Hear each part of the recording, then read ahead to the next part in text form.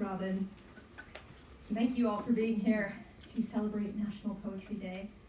So the space that I've been looking at is Digital Dunedin. It was inspired by the visit of Wikipedian at Large Mike Dickison, and he was talking about how important local knowledge is in representation online. So in collective encyclopedias like Wikipedia, it's so important to have people from all over the world representing their local knowledge. So I started to think, well, we each have our own very personal experience of what the online is, and that reflects how we curate those experiences. It's very easy to talk about the negatives, how toxic online culture can be, or fake news, or how it pushes people to extremes. But I think we look less at how it integrates with our everyday experience. So this is a narrative poem that's very much about my experience of coming to Dunedin. I've been here almost a year now. And so this picture here represents my digital Dunedin. All will become clear. I also just need to say up front, I have tried to incorporate some te reo Maree and some Gaelic words. I had help with the pronunciation, but all mistakes are definitely my own. Digital Dunners. It starts with a quest, like Gandalf entrusting Frodo with the ring, like Beowulf called to fight Grendel and free the Spear Danes. It starts with a Facebook post. PhD scholarship at the University of Otago. Apply now. I had never heard of Otago or Dunedin. So I did the done thing. Dunedin. Dunedin. Maree, Otipoti, is the second largest city in the South Island of New Zealand after Christchurch and the principal city of the Otago region. Its name comes from Dunedin, the Scottish Gaelic name for Edinburgh, the capital of Scotland. The University of Otago, Maree, Te Whare Wananga o Otago, is a collegiate university based in Dunedin, Otago, New Zealand. My next Google search is, will spiders kill me in New Zealand? Turns out that's Australia. Good enough for me.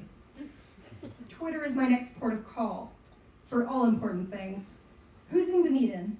Where's the best coffee? Should I bring my best winter coat, or will my second best do the job?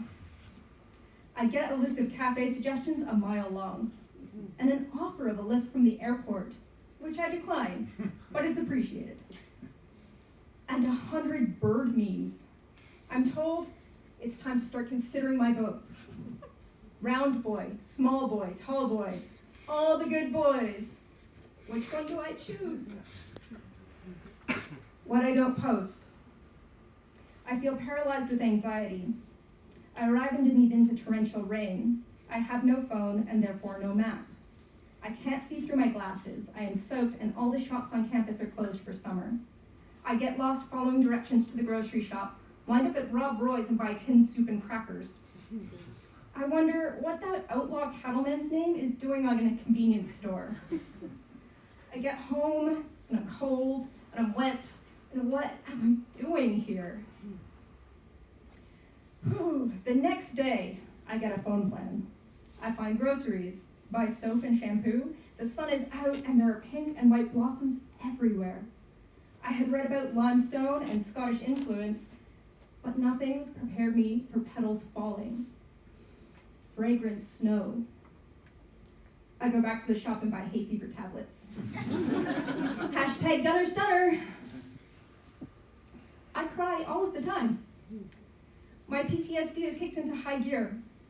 I don't feel safe. I stop leaving the house. I see and I feel things that aren't there. Every normal hiccup, and of course there are hiccups, misfiled paperwork, it stops me getting my student card or health insurance, looking the wrong way when crossing the street, late night parties in Studentville, a beer bottle thrown through my kitchen window, not knowing how many zones to take the bus, or how to load my go-kart, or where to find a more permanent flat, makes my heart puke into my throat. I am not a capable adult. I am a living panic attack. A friend back in Canada sends a message, a new quest. There's a Pokemon you can only catch in NZ. Relicanth. She wants me to collect 7 or 8 on her second account. To catch a Pokemon, you walk. A map on your phone corresponds with your environment and adds cute fictional critters along your path. Markers called Pokestops are planted on real crowdsourced landmarks.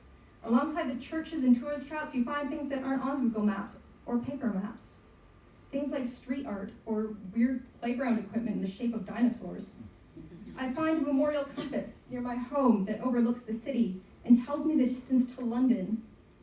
Every day, I leave the house hunting for Relicanth and stop to count the blues of the harbor. There's an observatory in Roslyn, who knew? My phone is a prop that lets me live on high alert without being obvious about my darting glances, assessing the people around me, marking exits, preparing escapes. Like a secret agent, I give myself the appearance of a reason to be here. Nothing to see. Don't bother me. I am busy blending in. I get to know my way around. Relicanth are based on coelacanth. Coelacanth were thought to have become extinct in the late Cretaceous around 66 million years ago, but were rediscovered in 1938 off the coast of South Africa. The current coelacanth range is primarily along the eastern African coast, although Latimira menendoensis was discovered off Indonesia. Coelacanths have been found in the waters of Kenya, Tanzania, Mozambique, South Africa, Madagascar, Comoros, and Indonesia. Not New Zealand. So, wait, why is Relicanth the New Zealand Pokemon? This really bothers me. Australia gets a kangaroo. North America gets a bull, okay. The UK gets a mime. We're losing the plot here. The forums tell me Relicanth lives near water, and that at least seems reasonable. I ride the bus to the beach, marvel at the good cell reception in this country and the sea lions grunting ashore. All that, and my first Relicanth is by the leaf across from the clock tower. I sit and capture Pokemon while watching the clowning of shags and paradise ducks. My walks take me to the botanic gardens where I bathe in the trees and use NZ Birds Online to identify tui and piwakawaka and kararu and eastern roselles and wax eyes. But there's one little finch that I haven't placed. A teensy, flitting, melodious thing that doesn't seem to be in the database. I go back to watch the birds, the progress of a particular slime mold amongst the ferns, the river hoping to spot an eel. I take pictures of flowers and post them on Facebook. See? I'm doing just fine here. I keep noticing bronze Robbie Burns smack dab in the center of town. Surely there's more to that than just the obvious Scots connection. Burns' nephew, it turns out, was a founder of Dunedin. Nepotism and nostalgia are traditional blueprints for both cities and poets. The wiki is worth a read for international statue drama. Who commissioned it first? New York, London, Dunedin. I recited a Burns poem at my Gramps' funeral back in Canada. My heart's in the Highlands, my heart is not here. My heart's in the Highlands, chasing the deer. Turns out they've imported the deer too here. I find the roller skaters on Facebook. They take me in stride. Rambunctious, kinetic friends, and on sunny days I feel at home if a bit dizzy. By midwinter, I'm skating in the parade, a squid on skates in a costume space-age fabulous. And it's not that the winter here is that cold, but the flats are. Who ever heard of houses without insulation? It offends my Canadian sensibilities.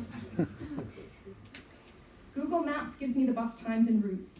I keep the app open and watch the blue dot move past each stop. Knowledge keeps my heart steady, the internet a shortcut to familiarity. I finally try the ice cream at Rob Roy's, and it's worth the hype and the queue. At my local coffee shop, they start my brew when they see me at the door. I've stopped collecting relicanths. Don't tell Jen. I have taken the inner city to Tianu and Milford Sound, gone skiing in Queenstown, seen Kakapo in Invercargill. Closer to home, I sit at the park as the fantails flit. I kick my feet to stir up midges they pick from the air. I know who to vote for in the next Bird of the Year. Thank you very much.